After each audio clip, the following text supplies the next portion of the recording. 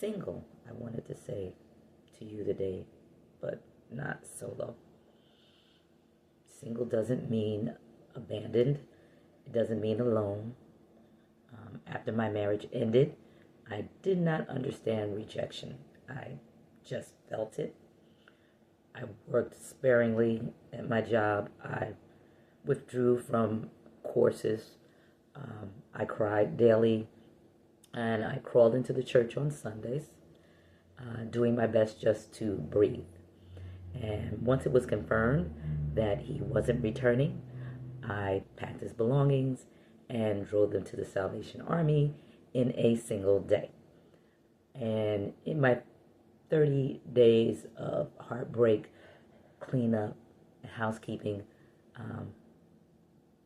sleep was difficult to find. I listened to, I remember Daystar's instrumentals and the scriptures that scrolled across the screen, letting God meet me, just kind of meet me in my tears, and hoping just to kind of get a few winks. But every morning I got up at sunrise before, and I'd walk to the park, determined to just meet my Father there. Just be still.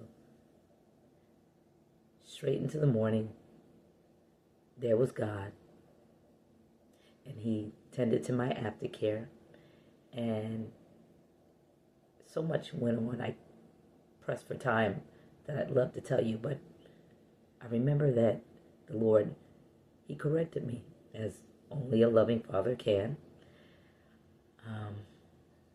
I stood on the boardwalk, just overlooking the Hudson. The sun had risen.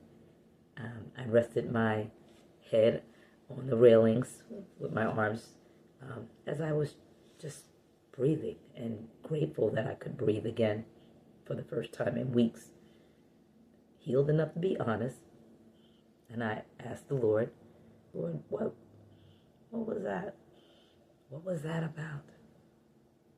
And the Lord simply answered, I did not tell you to marry that man. Oh. Stunned to say the least.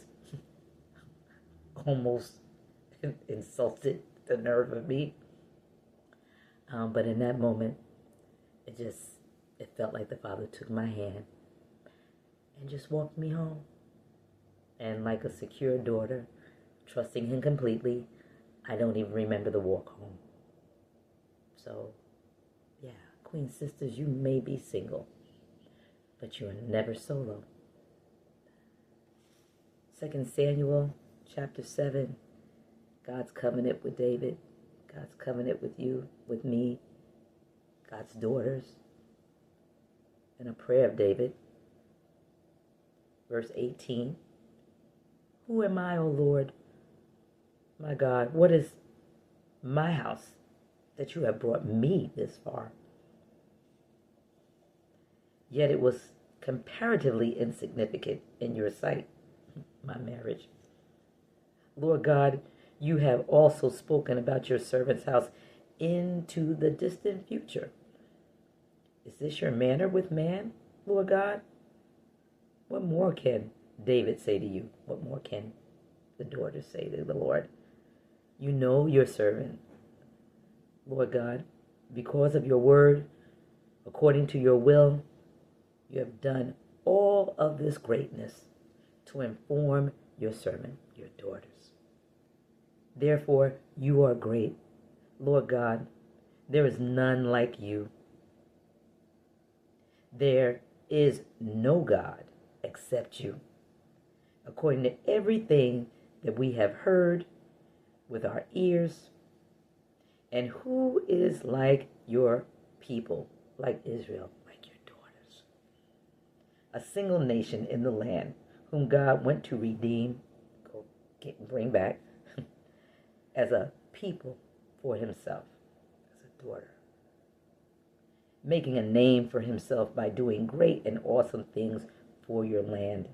Therefore, your people, your daughters, whom you redeemed for yourself from Egypt, from Exodus, a nation and its gods.